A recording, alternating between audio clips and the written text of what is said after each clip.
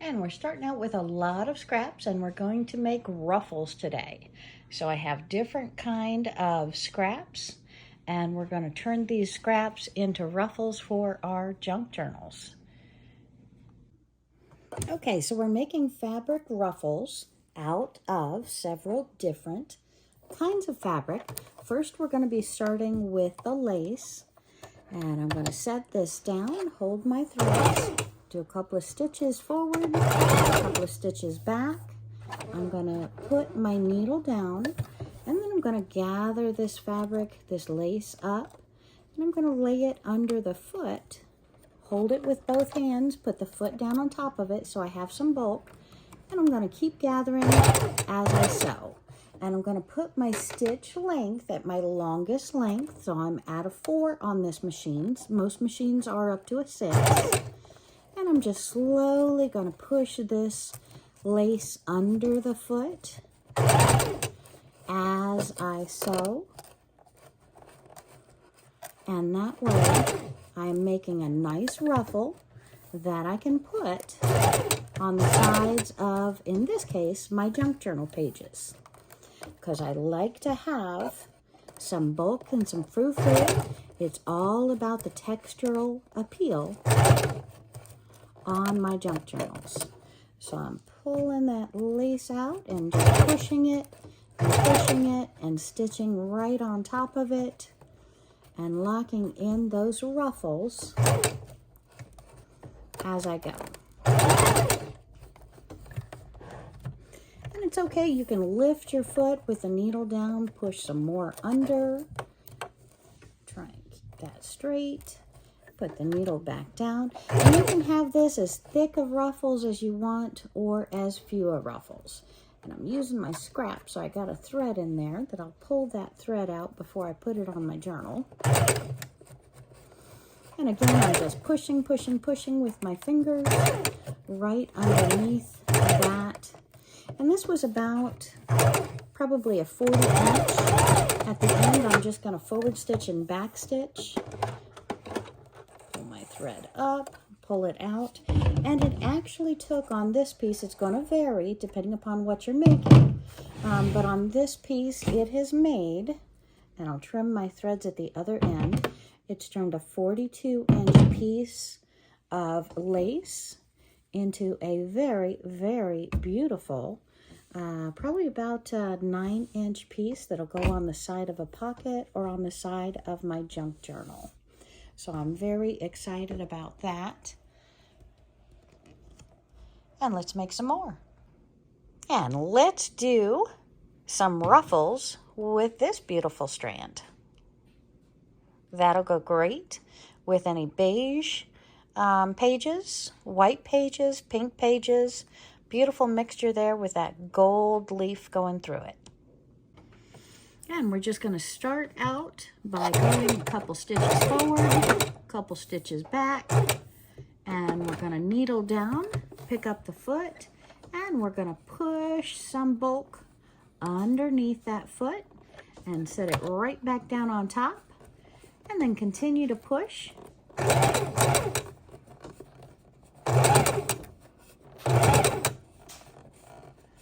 And we have width of fabric for this scrap. So it's going to make a nice long piece, depending on how many ruffles we have. That full 36 to 42 inches could be ruffled down to about 7 to 9 inches usually. Wish it were a little bit longer, but I really like those tight ruffles.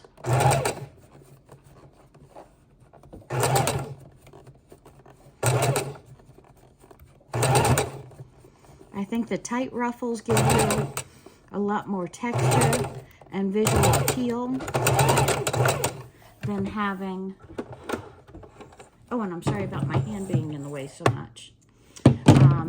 But those beautiful, and again, we've got probably, oh, this, I don't know, that might push 9 to 10 inches there. So very, very nice ruffles. Yay! And let us, since we have brown thread in the top and in the bottom, I've got some more pieces of scraps here in my brown colors. So let's go ahead and start going through these and see what ruffles we can create. And I'm just going to start it just like I did the other one. This one looks like it started to be cut there. A couple stitches down, a couple stitches back, and that really locks in my threads, and it starts my ruffle line. It just takes some patience. And you can end them up there, or if you have more of the same color, you can go ahead and back stitch a couple times. Put this right on the end of it, lock stitch it in, and then start ruffling and continuing that line to make it a little bit longer. And if you notice, when my fingers are under the foot, I am not sewing. A lot of ladies, a lot of sewers say that they have stitched their fingers. Luckily, I have not, and I hope to never stitch my fingers. But again, that is something you always want to be careful of. And I'm needle down, I'm putting this under, I'm pushing forward, back, and then I'm pushing under to make some more length.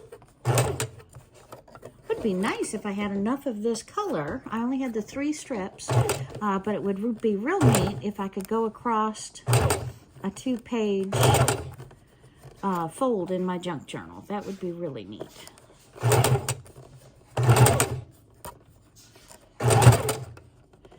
And we go forward and back at the very end, just so we don't unravel. So we're done with that. We're going to go ahead and lift the needle, lift the foot, pull it out, trim our piece. And those 3 pieces have come across to about the same length, about 10 to 11 inches that I have there. And again, you can make that ruffle as loose or as tight as you would like. So another beautiful piece. And let's keep on going with our browns and our beiges, since we have that thread in our needle. And let's go with this one. And again, needle down, forward, back, and then just push some bulk under there, and sew.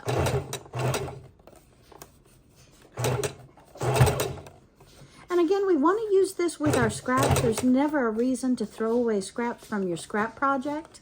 This is a great ruffle idea to take advantage of. And they look really great on a junk journal page. And again, this was a small scrap, so I've got a nice little, maybe even a page marker there. I'll trim off the threads on the top and the bottom, and we'll be ready to sew it down to our junk journal. And this piece here that I have a couple of these off-white tiny strips. They're only about 5 to 6 inches in length, and they're varying sizes because, again, they're the end of a project. But I'm going to go ahead and make those into ruffles for a page as well, because this is actually the color of most of our pages, right? Okay, perfect. Let's push up those ruffles. And we can even make paper ruffles. We can use all kinds of fabric. We don't have to use the quilter's cotton. But again, I don't like anything going to waste. So I try to go ahead and use what I have. And then to add another piece on, we just forward stitch, back stitch, and then push it under and keep on going like it was all the same piece. And I'm okay. This piece is rather different, as you can see here. This one is, I was using some shorter scraps and some longer scraps.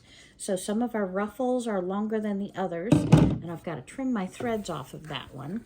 But take a look and see, and I might put some beading right down the middle of this because I didn't go to the white thread. But see how we have the thicker down here on this end and the thinner up at the top on that one continuous piece. So again, lots of different ways we can use this.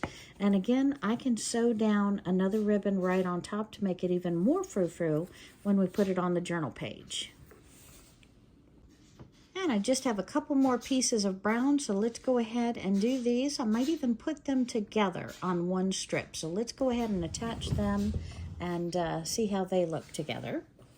And I'm gonna sew, back stitch to the end, needle down, put some bulk under my foot, put my foot down, foot of the sewing machine, where the needle has it. And again, these came out of my scrap bin, so didn't know what color I was going to pull out at what time or what thickness. This one's a little bit thicker. Back. And let's bulk it up.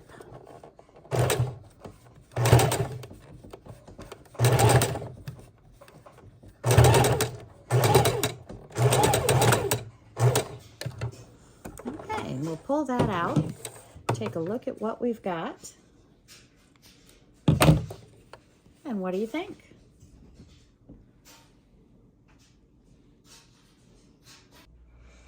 Okay, so here we have the pieces that we just created. And stay tuned for my next video where we will go ahead and put them on the side of our junk journal pages to add more body and grace and frou-frou and a lot more texture.